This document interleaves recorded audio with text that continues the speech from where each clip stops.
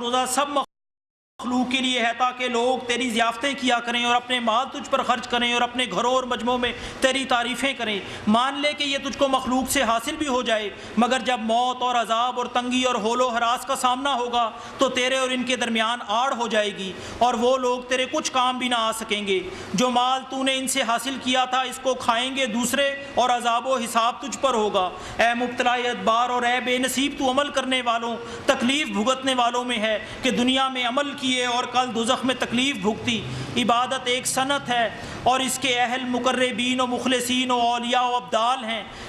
علم پر عمل کرنے والے علماء اللہ تعالیٰ کی زمین میں اللہ تعالیٰ کے نائب و سفیر اور انبیاء و مرسلین کے وارث و جانشین ہیں۔ اولیاء و ابدال اللہ تعالیٰ کے نائب ہیں اس کی زمین میں اور اس کے پیغام رساں ہیں۔ وہی انبیاء و مرسلین کے وارث ہیں، نہ کہ تم۔ اے ابو الحسو اور اے زبان کی بک بک اور جہالت باطنی کے ساتھ ظاہری فقہ میں مشغول ہونے والو، عزیز من تو کسی حال پر بھی نہیں، نہ اسلام ہی تیرا صحیح ہوا، حالانکہ اسلام ہی بنیاد ہے جس پر تعمیر ہوتی ہے، اور نہ تیری شہادت توحید و رسالت تام ہوئی۔ تو کہتا ہے کہ کوئی معبود نہیں بجز اللہ تعالیٰ کے، مگر جھوٹ کہتا ہے۔ معبودوں کا ایک بڑا گروہ تیرے قلب میں موجود ہے، اپنے بادشاہ اور میر محلہ کا خوف جدا معبود ہیں، اپنی کمائی اور نفع اور اپنی طاقت و قوت اور سماعت و بصارت اور اپنی گرفت پر اعتماد جدا معبود ہے۔ تیرا نفع نقصان اور عطا و منع میں مخلوق پر نظر پڑنا جدا معبود ہیں۔ مخلوق میں بتھیرے لوگ ہیں جو اپنے قلوب سے ان چیزوں پر بھروسہ رکھتے اور ظاہر کرتے ہیں کہ وہ بھروسہ خدا پر رکھتے ہیں۔ ان کا حق تعالیٰ کو یاد کرنا عادت بن گیا ہے، صرف زبانوں سے نہ کہ قلوب سے، اور جب اس کی حقیقت کھولی جاتی ہے تو وہ بھڑکتے ہیں اور کہتے ہیں کہ ہم کو ایسا کیوں کہا جاتا ہے؟ کیا ہم مسلمان نہیں؟ کل کو ساری فصیحتیں کھل جائیں گی اور مخفیات ظاہر ہو جائیں گے۔ تجھ پر افسوس، جب تو کچھ کہتا ہے تو اپنی بات کی پچ کرتا ہے۔ لا الہ کلی نفی ہے اور الا اللہ کلی اثبات ہے کہ معبودیت اللہ تعالیٰ ہی کے لیے ہے، کسی غیر کے لیے نہیں۔ پس جس وقت بھی تیرے قلب نے غیر اللہ پر اعتماد کیا تو معبودیت کو حق تعالیٰ کے لیے مخصوص کرنے میں تو جھوٹا ہوا، اور تیرا معبود وہی ہوا جس پر تو نے اعتماد کیا۔ ظاہر کا کچھ اعتبار نہیں، قلب ہی ہے جس کے ساتھ ایمان کا تعلق ہے۔ وہی موحد ہے، وہی مخلص، وہی متقی، وہی پرہیزگار، وہی زاہد، وہی صاحب یقین، وہی عارف، وہی عامل اور وہی سردار، اور باقی سب اس کے لشکر اور خدمتگار ہیں۔ جب تو لا الہ،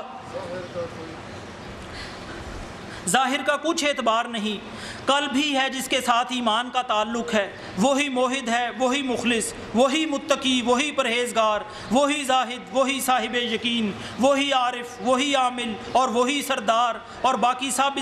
اس کے لشکر اور خدمتگار ہیں۔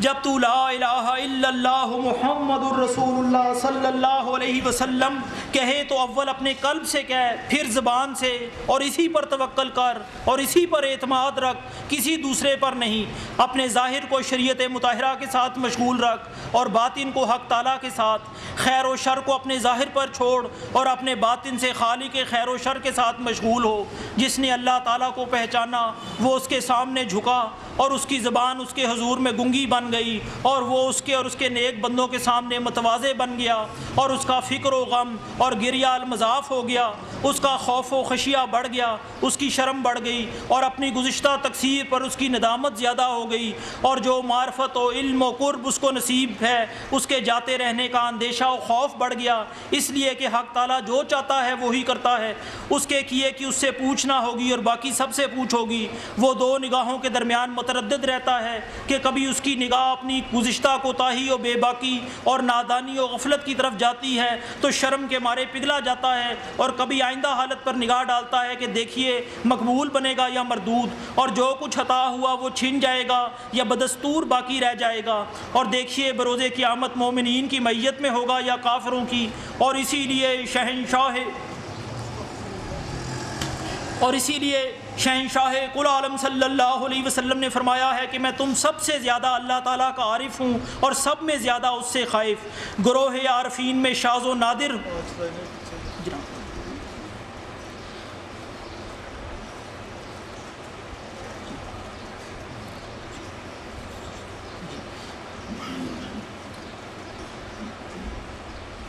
جس نے اللہ تعالیٰ کو پہچانا وہ اس کے سامنے جھکا اور اس کی زبان اس کے حضور میں گنگی بن گئی، اور وہ اس کے نیک بندوں کے سامنے متواضع بن گیا، اور اس کا فکر و غم اور گریہ المضاف ہو گیا، اس کا خوف و خشیہ بڑھ گیا، اس کی شرم بڑھ گئی، اور اپنی گزشتہ تقصیر پر اس کی ندامت زیادہ ہو گئی، اور جو معرفت و علم و قرب اس کو نصیب ہے اس کے جاتے رہنے کا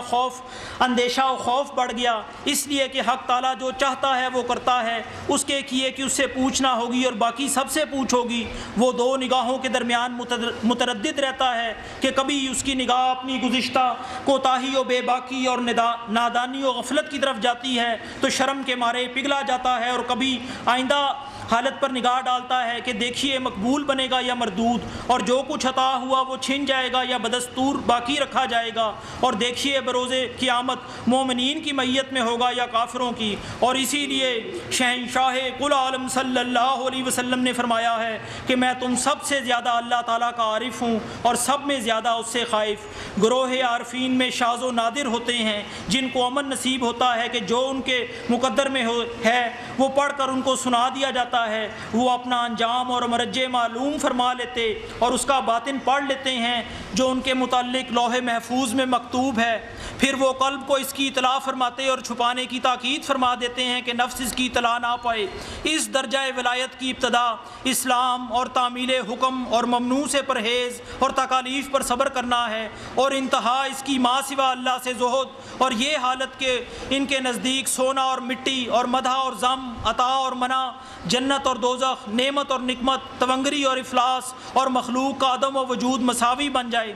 پس جب یہ پورا ہوا تو اس سب کے بعد اللہ تعالیٰ ہے، پھر اللہ تعالیٰ کی طرف سے مخلوق پر حکومت و افسری کا پروانہ آتا ہے۔ جو کوئی بھی ان کو دیکھتا ہے چونکہ ہیبت الہی اور اس کا نور ان کے ساتھ چسپاں ہے لہٰذا نفع اٹھاتا اور دیندار و صاحب نسبت اور کامل و مکمل بنتا ہے۔ اے ہمارے پروردگار ہم کو عطا فرما دنیا میں بھی بھلائی اور آخرت میں بھی بھلائی، اور بچا ہم کو دوزخ کے عذاب سے۔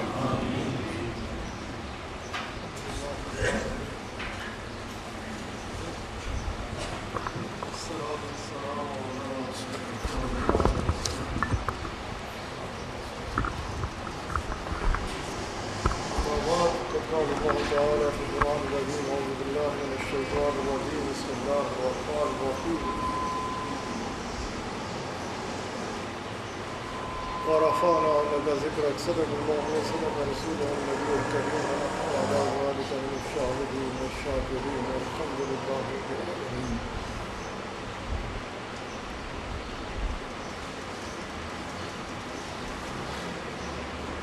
تمام تعریف اللہ وحدہ لا شریک ہے، اسی کی خاطر اسی کو سجتی ہے، اسی کے لیے لائق ہے۔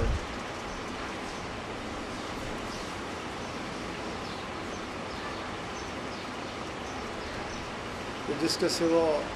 کوئی عبادت کے لائق نہیں، وہ بڑا مہربان ہے، بہت کریم ہے، حد سے زیادہ نوازنے والا، کرم فرمانے والا، توبہ کو قبول فرمانے والا، گناہوں کو معاف فرمانے والا، درجات کو بلند فرمانے والا، بے پناہ شانوں والا بادشاہ، جس کے فضل و کرم کی نہ تو کوئی انتہا تھی نہ ہے اور نہ ہو سکتی ہے، جس کا فضل اس کے غضب کے اوپر حاوی ہے، جس کے کرم کے ساتھ سارے معاملات مشروط ہیں، جس کے کرم کے ساتھ سارے معاملات مشروط ہیں، صرف اور صرف جس کے کرم